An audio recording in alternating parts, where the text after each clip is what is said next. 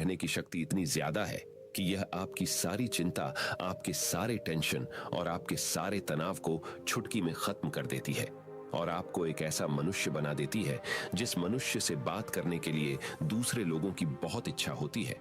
एक बार गौतम बुद्ध अपने आश्रम में अपने सभी शिष्यों को शिक्षा दे रहे थे कि दुनिया की सबसे तेज छुरी हमारी जबान है और दुनिया के सबसे खतरनाक हथियार हमारे शब्द है, जो बिना किसी का खून बहाए लोगों को अंदर ही अंदर मार सकते हैं। हमारे शब्द हमारी ताकत हो सकते हैं उसी के साथ, लेकिन यह हमारी सबसे बड़ी कमजोरी भी हो सकते हैं अगर हमें नहीं पता कि कब, कहां और क्या और कितना बोलना है। यदि हम सही समय पर सही इरादे के साथ सही शब्दों का प्रयोग करते हैं तो यह हमें एक सफल व्यक्ति बनाता है। लेकिन अगर हम सही समय पर सही इरादे से सही शब्दों का इस्तेमाल नहीं करते तो यह हमारे जीवन को नर्क से बदतर बना सकता है। तो दोस्तों, आज की स्टोरी के माध्यम से मैं आपको बताने वाला हूं कि चुप रहकर कैसे हम अपने जीवन को बदल सकते हैं। आपको चुप रहने की शक्ति का एहसास इस वीडियो में होने वाला है। वीडियो शुरू करने से पहले कमेंट बॉक्स में नमो बुद्धाय लिखकर वीडियो को लाइक जरूर करें। तो चलिए शुरू करते हैं। इस कहानी को जापान में एक बहुत ही प्रसिद्ध बौद्ध भिक्षु रहा करते थे। उनका नाम रिसाई था। रिसाई अकेले रहते थे। दुनिया के शोर शराबे से दूर जंगल में वो रहते थे और वह बड़े ही ध्यानी और प्रभु भक्त व्यक्ति थे, इसलिए वह पूरे जापान में बहुत अधिक प्रसिद्ध थे। एक दिन एक राजकुमार रिसाई के पास आया और बोला, हे प्रिय भिक्षु, मैं हमेशा थका हुआ, निराश और परेशान महसूस करता हूँ। मेरा मन बहुत अशांत रहता है। हालांकि मेरे पास सब कुछ है, दौलत, शोहरत, सुख सुविधाएं जो हर व्यक्ति चाहता है या पाने की इच्छा करता है, लेकिन फिर भी मेरे अंदर इतनी अशांति और चिंता क्यों है? रिसाई ने उसकी बात बहुत ही ध्यानपूर्वक सुनी और कुछ सोचने के बाद कहा, तुम इस प्रश्न का उत्तर जानते हो, बस तुमने कभी इस प्रश्न को हल करने की कोशिश नहीं की है। रिसाई ने आगे कहा, मैं एक रिसर्च करना चाहता हूं, क्या तुम मेरा साथ उसमें दोगे? इस रिसर्च के बाद तुम्हारे जीवन में किसी भी तरह की अशांति और चिंता नहीं रहेगी। ये बातें सुनकर राजकुमार बहुत हैरान था। उसने रिसाई से कहा, बताइए, मुझे क्या करना होगा? अपने मन की शांति के लिए मैं कुछ भी करने को तैयार हूं। राजकुमार की इन्हीं बातों को सुनकर भिक्षु ने कहा, तो फिर आप अगले 15 दिन के लिए मेरे आश्रम में रहोगे और एक सामान्य व्यक्ति की तरह अपना जीवन व्यतीत करोगे और इन 15 दिनों में तुम अकेले और चुपचाप रहोगे, जितना हो सके कम बोलोगे। राजकुमार उस भिक्षु की बातें सुनकर सहमत हो गया। पहले दिन राजकुमार को लगा कि उसका मन सामान्य से अधिक अशांत और विचलित है। उसके मन में तरह तरह के विचार आ रहे हैं थे और वह आम लोगों की तरह जीवन जीने में असहज महसूस कर रहा है। उसे अंदर से बोलने की इच्छा हो रही थी, लेकिन वह चुपचाप रहा। उसके मुंह से एक भी शब्द नहीं निकला, बस वह चुपचाप बैठा रहता। लेकिन रात होते होते उसे अंदर ही अंदर शांति का अनुभव होने लगा। उसके लिए यह अनुभव अजीब था। वह खुद से पूछ रहा था कि वह अंदर ही अंदर इतना खुश क्यों है और उसकी आंतरिक बेचैनी और चिंता कम क्यों होने लगी है। अगले दिन राजकुमार अकेला चुपचाप बैठा रहा और वह प्रकृति को निहार रहा। वह पौधों को, फूलों को, आकाश में उड़ रहे पक्षियों को, वह अपने जीवन में पहली बार यह अद्भुत दृश्य महसूस कर रहा था कि उसके पास कितनी सुंदरता है। वह दिन भर प्रकृति की सुंदरता को निहारता रहता और उसकी ताजगी को महसूस करता रहता। इसी तरह से 10 दिन बीत गए और उसके मन की सारी बेचैनी, सारी हलचल, सारी उथल पुथल और सारा तनाव गायब हो गया। 11वें दिन की सुबह राजकुमार फिर से एकांत में बैठ गया और कुछ ही मिनटों में उसकी आंखें अपने आप बंद हो गईं और वह गहरे ध्यान में चला गया। वह पूरे दिन वहीं पर आंखें बंद करके बैठा रहा और गहरे ध्यान में डूबा रहा। ना कोई शब्द, ना कोई चिंता। राजकुमार भीतर से असीम शांति और आनंद से भर गया। राजकुमार अपने बाकी के 4 दिन इसी तरह गहरे ध्यान में व्यतीत करने के बाद 15 दिन बाद रिसाई के सामने प्रस्तुत हुआ और रिसाई को प्रणाम करके बोला, प्रिय भिक्षु, मुझे उत्तर मिल गया कि मेरे मन में इतनी उथल पुथल और चिंता क्यों थी। मैं जान गया कि मेरा मन इतना अशांत और विचलित क्यों था। रिसाई मुस्कुराते हुए पूछा, बताओ, क्या उत्तर मिला तुम्हें? राजकुमार ने कहा, मैं आवश्यकता से अधिक बातें करता था। मैं किसी पर भी अपने शब्द और ऊर्जा व्यर्थ करता था।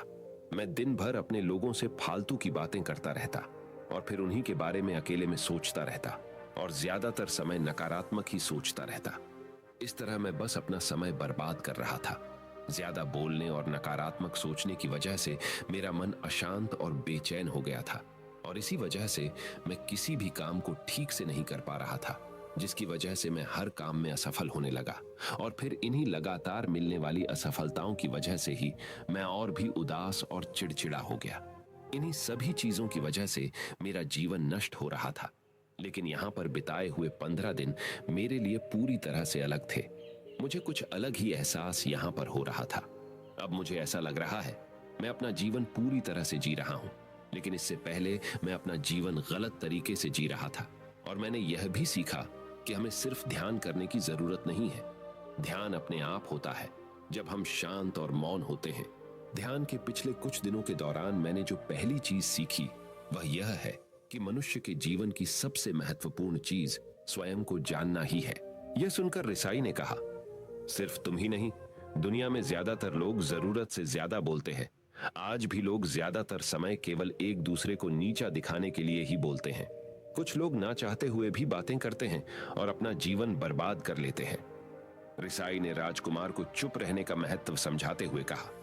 एक बार गौतम बुद्ध से उनके शिष्यों ने पूछा, प्रिय बुद्ध, आप ज्यादातर समय चुप क्यों रहते हैं?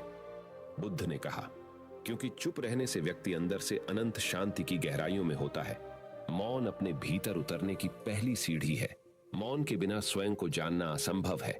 स्वयं को जानने और समझने का पहला नियम है कि मौन हो जाओ। उतना ही बोलो जितना अत्यंत आवश्यक हो।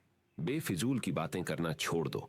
तुम अचानक पाओगे कि 90% से भी ज्यादातर लोग व्यर्थ ही ज्यादा बोलकर अपना समय बर्बाद कर रहे हैं। ना बोलने का कोई भी नुकसान नहीं है, लेकिन यदि आप ज्यादा बोलते हैं तो आप अत्यधिक गलती कर देते हैं। अगर व्यक्ति कम बोलना शुरू कर दे तो दुनिया की 90% मुसीबतें कम हो जाएगी, झगड़े फसाद कम हो जाएंगे, उपद्रव कम हो जाएंगे। अगर लोग थोड़ा चुप रहना सीख लिए, संसार की बहुत सारी समस्याएं हैं, बहुत सारा उपद्रव सिर्फ बोलने से पैदा होते हैं। सारी बात मौन सीखने की है। जब तुम नहीं बोलते तब तुम एकांत में अकेले हो गए। भरे बाजार में भीड़ में खड़े हो नहीं बोलते। हिमालय के शिखर में पहुंच गए। जिसने मौन की कला जान ली वो भीड़ में भी अकेले होने की कला जान लेता है। एकांत में तो आदमी स्वर्ग में है। दूसरे की उपस्थिति ही बेचैनी पैदा करती है। पहले तुम्हें चुप रहने की शक्ति को धारण करना होगा। इससे तुम अधिकतर ऊर्जा को बचा लोगे और फिर इस स्थिति में पहुंच जाओगे कि तुम कम बोलने लगोगे। अगर तुम किसी के यहां पर जा रहे हो और परेशान हो जाओ तो ऐसे में उचित है कि आंखें बंद कर लो और अपने में खो जाओ। वहां से आपको ताजगी महसूस होगी, क्योंकि तुम्हारे अंदर ही जीवन का वो स्रोत छिपा हुआ है। वह किसी दूसरे में नहीं है। इसके बाद राजकुमार उस रिसाई से पूछते हैं, आखिर कौन हमें अपने अंदर तक लेकर जाएगा? ये बातें सुनकर रिसाई बुद्ध कहते हैं, तुम्हें स्वयं ही अपने अंदर उतरना होगा और वहीं से परम राज्य जीवन का आनंद ले पाओगे। आनंद का यहीं से जन्म हुआ है। यहीं से तुम मौत में डूब जाओगे। यही तुम्हारा सूरज उदय होगा और यहीं से अस्त होगा। इसी प्रकार तुम बार बार इबकी लगाओ। जब भी तुम इबकी लगाकर लौटोगे वहां से तुम पाओगे फिर ताजगी भरी जीवन की नई संपदा मिलेगी। इस नई शक्ति के जन्म होने से तुम्हारी थकान गई, उदासी गई, चिंता गई। जैसे कोई स्नान करके लौटता है तो शरीर शीतल हो जाता है, शांत हो जाता है। ऐसे ही जब कोई भीतर से साफ होकर वापस आता है, मौन में स्नान करके लौटता है, तो समस्त अस्तित्व, समस्त व्यक्तित्व शांत और मौन हो जाता है, आनंदित हो जाता है। जब तुम आंतरिक मौन की उस पराकाष्ठा पर पहुंच जाओगे तब तुम पाओगे कि बोलने से भी तुम्हारा मौन खंडित नहीं होता, वो बना ही रहता है। उसकी एक अंतर्धारा लगातार तुम्हारे भीतर बहती रहती है। तुम बोलते तो हो, तुम शब्द का उपयोग भी करते हो, लेकिन वो तुम्हारे मौन को खंडित नहीं कर पाती। एक बार गहरे मौन में स्थिर हो जाओ, फिर तुम्हारी वाणी में भी मिठास आ जाएगी। तुम्हारा बोलना संगीत पूर्ण होगा, तुम्हारा बोलना सत्य होगा। तुम बोलोगे तो दूसरों पर भी शीतलता छा जाएगी। जैसे ही तुम अंदर से चुप होते हो, तुम इतने शक्तिशाली होने लगते हो कि समाज की निर्भरता तुम छोड़ने लगते हो और तुम्हारे जीवन में एक मस्ती आती है जो केवल दीवानों के जीवन में होती है। तुम्हारे चेहरे पर एक नई रौनक आ जाती है। तुम्हारी आंखें किसी अमृत के समान हो जाती है और तुम अनंत शांति के समुद्र में डूबने लगते हो। इतना कहकर भिक्षु रिझाई ने अपनी बात खत्म की और वो मौन में चले गए। राजकुमार उनका धन्यवाद कर कर अपने महल में चला गया। दोस्तों, आपने भी अनुभव किया होगा कि बहुत ज्यादा बात करने से दिमाग अशांत हो जाता है, जिससे हम अपने दिमाग पर नियंत्रण खो देते हैं और साथ ही अपना ध्यान भी खो देते हैं। जो लोग बहुत ज्यादा बोलते हैं उनके पास किसी एक काम पर ध्यान केंद्रित करने की काबिलियत नहीं होती। वो अपने किसी भी लक्ष्य पर पूरी तरह से ध्यान केंद्रित नहीं कर पाते। अगर हमारा दिमाग एक जगह केंद्रित नहीं है तो हम जीवन की सच्चाई नहीं समझ पाते और ना ही मनचाही सफलता कभी हासिल कर पाएंगे। इसके अलावा भी आपने देखा होगा कि जो लोग अधिक बोलते हैं वो अक्सर लोगों के बीच हंसी का पात्र बन जाते हैं, और जो लोग कम बोलते हैं और अपनी बात पर कायम रहते हैं उन्हें लोगों से सम्मान मिलता है। लोग उनकी बातों को सुनते हैं और उन पर भरोसा भी करते हैं। जो लोग जरूरत से अधिक बोलते हैं और अपने विचारों के बारे में पक्के नहीं होते, उनका दिमाग स्थिर और विचलित रहता है, शोर से भरा रहता है, और एक अशांत दिमाग वाला व्यक्ति जीवन में किसी भी चीज में सफल नहीं हो पाता, क्योंकि वह किसी भी काम में फोकस नहीं कर पाता। यदि किसी व्यक्ति को यह पता है कि उसे कब, कहां और क्या बोलना है, तो वह व्यक्ति सच में बहुत बुद्धिमान है, और ऐसा व्यक्ति जहां भी जाता है उसका व्यक्तित्व आकर्षण का केंद्र बन जाता है, और वह जो कुछ भी करता है उसमें सफल अवश्य होता है। अगर हम किसी महान और सफल व्यक्ति के व्यक्तित्व को गहराई से देखें तो पाएंगे कि वो कम बोलते हैं और कम से कम शब्दों में अपनी बात खत्म कर देते हैं। वो बोलने से पहले वो चीजों और जिसके बारे में उसे बोलना है उनके बारे में गहराई से सोचते हैं। लेकिन जो लोग बहुत ज्यादा बोलते हैं, बहुत बार वो झूठ भी बोलते हैं और अपनी बातों से दूसरों के मन और विचारों पर कचरा डालते रहते हैं। वह ज्यादातर समय दूसरों की बुराई करते रहते हैं, इसलिए उनके अपने भी उनसे नफरत करने लगते हैं और उनसे बचने की। सभी शिष्यों ने अपनी शक्ति के अनुसार छोटे बड़े संकल्प लिए और गुरु को अपने अपने संकल्प के बारे में बताकर वहां से चले गए। लेकिन वह शिष्य जो खुद को सबसे अलग और बड़ादा दिखाना चाहता था, वह सीधे गुरु की कुटिया में पहुंच गया और बोला, मैं कोई छोटा मोटा संकल्प नहीं लेना चाहता, बल्कि खुद की ही जैसे एक बड़ेढ़ा और महान संकल्प लेना चाहता हूं। कृपया आप ही बताएं, क्या संकल्प लेना चाहिए? उसकी यह बात सुनकर गुरु मुस्कुराए और बोले, क्या तुम मेरे द्वारा दिए गए संकल्प को पूरा कर पाओगे? क्या तुम्हारे लिए उसे पूरा करना संभव होगा? शायद नहीं। वह तुम्हारे लिए संभव नहीं है, तुम उसे पूरा नहीं कर पाओगे, इसीलिए तुम खुद ही कोई संकल्प ढूंढो। शिष्य ने कहा, नहीं गुरुदेव, आप जो भी संकल्प मुझे देंगे मैं जरूर उसे पूरा करूंगा। गुरु ने कहा, ठीक है, तो तुम अगले 1 महीने तक चुप रहोगे, मुंह से एक शब्द भी नहीं निकालोगे, यही तुम्हारा संकल्प है। शिष्य ने कहा, गुरुदेव, यह भी कोई संकल्प है? यह तो बहुत ही आसान है, 1 महीने तक चुप ही रहना है। आप कोई बड़ढ़ा संकल्प दीजिए जो मेरी योग्यता के लायक हो, जिसे पूरा करने में मुझे समस्या हो। गुरु ने कहा, पहले तुम इस संकल्प को तो पूरा करके दिखाओ। शिष्य ने गुरु की बात मान ली और वह उसी समय चुप हो गया और पलटकर कुटिया से बाहर चला गया। उसे चुप रहना बहुत आसान लग रहा था। उसने एक दिन तो जैसे तैसे चुप रहकर काट लिया, लेकिन दूसरे दिन से उसके मन में ना बोलने का बोझ बढ़ने लगा। तीसरे दिन उसे भारीपन महसूस होने लगा और चौथे दिन उसके अंदर एक अजीब सी बेचैनी होने लगी, क्योंकि आसपास आश्रम के सभी शिष्य एक दूसरे से बातें कर रहे थे। वह भी अपना पक्ष उनके सामने रखना चाहता था, उनकी बोलती बंद कर देना चाहता था, लेकिन उसका संकल्प उसके आड़े आ रहा था। इसीलिए वह पूरे दिन सिर्फ मुंह और आंखें बनाता रहता। इसी तरीके से कुछ दिन और बीते और वह शिष्य बीमार पड़ीडीएच गया। उसका सिर फटा जा रहा था, उसका खाने पीने तक का मन नहीं कर रहा था, वह सिर्फ बोलना चाहता था। वह गुरु के पास गया और उनके सामने बैठकर लिखकर उन्हें बताया, गुरुदेव, मैं बोलना चाहता हूं, बिना बोले मुझे सांस नहीं आ रही, मेरा दम घुटता जा रहा है, मैं अंदर ही अंदर पागल हुआ जा रहा हूं, मैं क्या करूं? संकल्प तोड़ दूं क्या?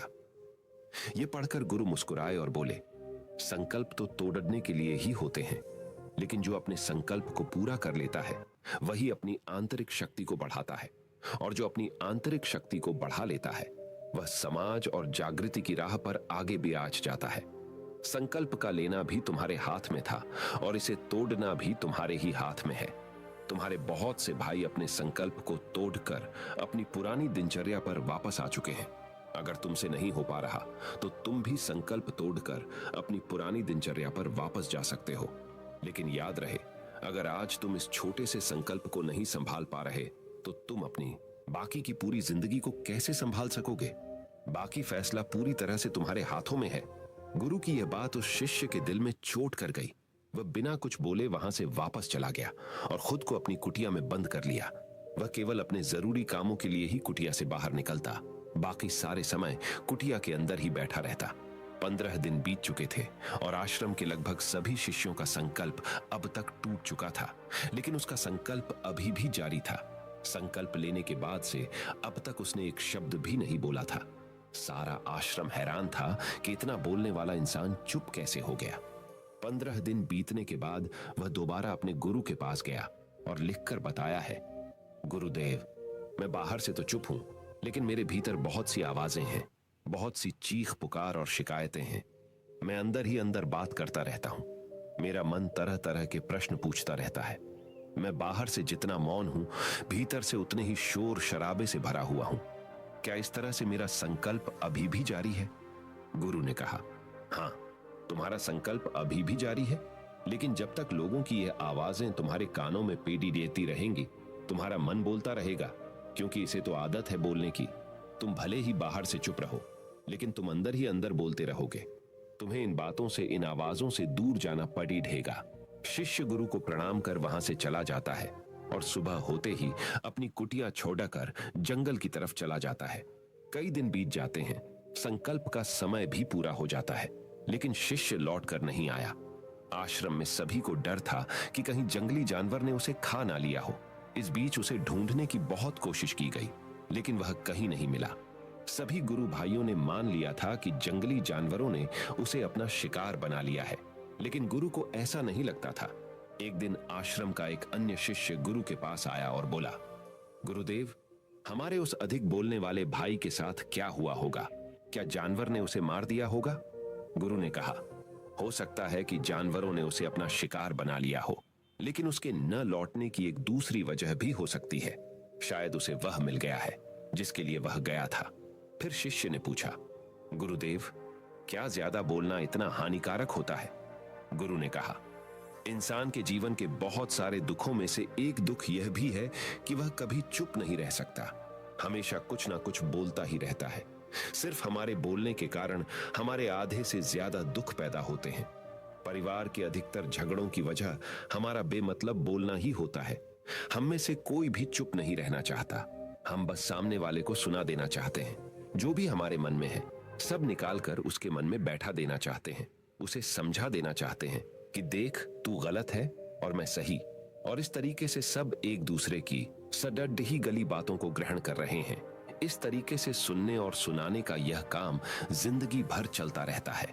लेकिन इस नासमझी में हम अपना समय, अपना जीवन, अपनी समझ और सबसे महत्वपूर्ण व कीमती पल जो जिए जा सकते हैं, जिनको अनुभव किया जा सकता है, जिनमें आनंद को प्राप्त किया जा सकता है, यह सब खो देते हैं। लेकिन इसके बदले हमें मिलता क्या है?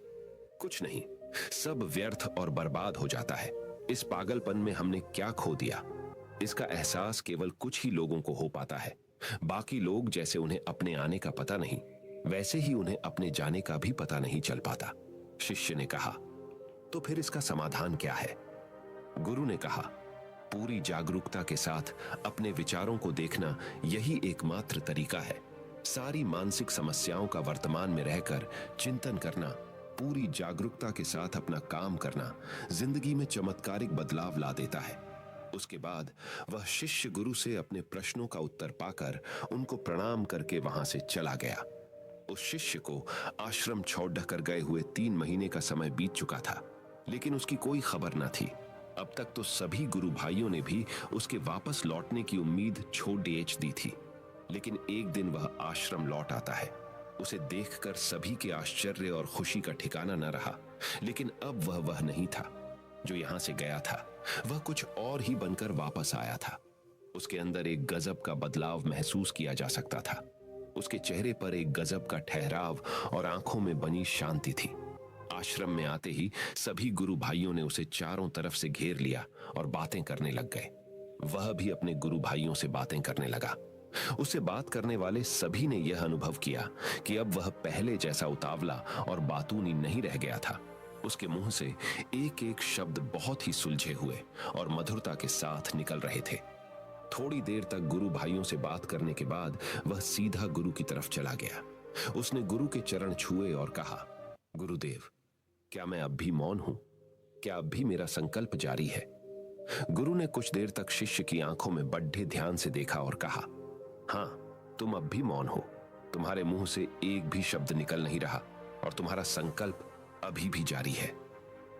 शिष्य ने कहा, गुरुदेव, जब मैं आश्रम से गया तो मैं मुंह से तो चुप था, लेकिन मेरे अंदर बहुत सी आवाजें थीं, मन में बहुत से प्रश्न थे और वह बंद नहीं हो रहे थे। तो मैं जंगल में चला गया, इस उम्मीद से कि वहां मुझे शांति मिलेगी और मेरे मन की बकबक कम हो जाएगी। लेकिन मैं जितना एकांत में जाता गया, मेरे अंदर की आवाज उतनी ही तेज होती गई। मेरे भीतर की पुरानी से पुरानी आवाज मुझे सुनाई देने लगी। तब जाकर मैंने महसूस किया कि मैं कितना गलत कर रहा था। जब मैं अपने परिवार वालों, दोस्तों को और गुरु भाइयों को बुरा भला कहता था, तो उस समय मुझे लगता था कि मैं सही कह रहा हूं। जब मैं गुरु भाइयों की एक दूसरे से चुगली करता था और उनका मजाक बनाता, तब भी मुझे यही लगता था कि मैं उनसे बेहतर हूं और मैं सही कर रहा हूं। लेकिन उस दिन मैंने पहली बार महसूस किया कि मैं कितना गलत बोलता था। काफी दिनों तक ये आवाजें, ये शिकायतें मेरे अंदर चलती रही, लेकिन धीरे धीरे करके एक दिन ये सारी आवाजें मेरे अंदर से समाप्त हो गई। अब मैं भीतर से भी मौन हो गया। उस घने जंगल में बाहर से कोई बोलने वाला था नहीं और भीतर कोई आवाज बची ही नहीं थी, और मैं उस दिन पहली बार मौन का सही अर्थ समझा। मेरे चारों तरफ बहुत शांति थी। हालांकि अभी भी कुछ आवाजें आ रही थी जो पहले भी आती थी, लेकिन मैं उन्हें सुन नहीं पाता था। पर अब वह सभी आवाजें मुझे स्पष्ट रूप से सुनाई दे रही थीं। हवा के चलने की आवाज, चिड़ियों के चहकने की आवाज और पानी के बहने की आवाज, ये सभी आवाजें मैंने पहली बार पूरे होशपूर्वक सुनी। अपने चारों तरफ इतनी शांति मैंने पहले कभी महसूस नहीं की थी। तो इस शांति को भंग करने के लिए मैंने पहली बार अपने मुंह से कोई शब्द निकाला। मैं चिल्लाया, हे ईश्वर, ये कैसी शांति है? सभी कुछ इतना शांत क्यों है? ऐसा क्या हो गया? लेकिन मेरे चिल्लाने के बाद भी शांति भंग नहीं हुई। सब कुछ पहले जितना ही शांत था, बाहर भी और भीतर भी। हे गुरुदेव, मैंने अपने गुरु भाइयों से बात की, मैंने आपसे बात की। मैं बोल रहा हूं, मैं चल रहा हूं, मैं सब कुछ देख रहा हूं, लेकिन मैं अपने भीतर एकदम एकांत में हूं, मौन में हूं। भीड़ डेच में होता हूं, तब भी भीतर से अकेला एकांत में होता हूं। जब मैं खुद में भी शोर करना चाहता हूं, तब भी एकांत में ही होता हूं। अब सब दिखाई पड़ी डाहने लगा है, सब सुनाई पड़ी डाहने लगा है। गुरु ने कहा, जब तक हम बाहर की तरफ बोलते रहेंगे, भीतर अशांति ही रहेगी। लेकिन जिस दिन हम भीतर की तरफ मुड्डाह जाएंगे, तब हमारे मुंह से कुछ भी निकलेगा, हम शांत ही रहेंगे। दुनिया में जितनी भी बुराइयां हैं, ज्यादातर हमारे बोलने से ही उत्पन्न होती है, क्योंकि हम चुप रहना नहीं चाहते। हम जितनी जरूरत है उससे कहीं ज्यादा बोलते हैं। हम सामने वाले को सुनना नहीं चाहते, बल्कि उसकी बोलती बंद कर देना चाहते हैं। उसे समझा देना चाहते हैं कि मैं कौन हूं, मैं क्या कर सकता हूं। और यही हमारी जिंदगी का मकसद बनकर रह जाता है। हमारी सारी ऊर्जा व्यर्थ के बोलने में बर्बाद होती रहती है। ऐसे ही समाज में लोगों का जीवन दुखों से भर जाता है, जो हमेशा एक दूसरे को सुनाने में लगे रहते हैं।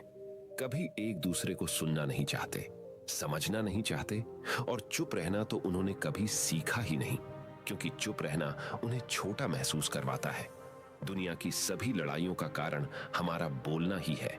इसलिए हमें सिर्फ उतना ही बोलना चाहिए जितना जरूरी हो, क्योंकि व्यर्थ का बोलना ऊर्जा को नष्ट करना है, और यह बोलना ही हमें कभी अपने भीतर की ओर लौटने नहीं देता, क्योंकि यह हमें बाहर की ओर खींच कर रखता है। और बाहर है ही क्या इस संसार के अलावा। लेकिन अगर अपने भीतर के संसार की ओर मोड़ना है, तो इस मुंह को बंद ही रखना चाहिए।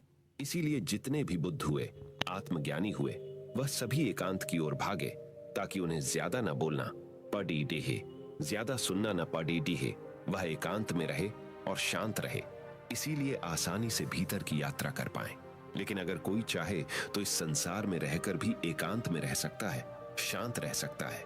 लेकिन इसके लिए उन्हें अपनी ऊर्जा बचानी होगी, जिसे वह अब तक अपने व्यर्थ के शब्दों में बर्बाद कर रहे थे। दोस्तों, इस कहानी की सीख यही है कि व्यर्थ का बोलना ऊर्जा को नष्ट करना है।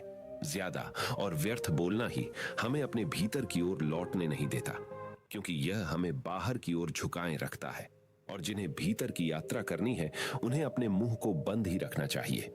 मुझे उम्मीद है कि आपको यह कहानी पसंद आई होगी और काफी कुछ सीखने को मिला होगा। कहानी के बारे में अपने विचार आप हमें नीचे कमेंट बॉक्स में कमेंट करके बता सकते हैं। नमो बुद्धाय।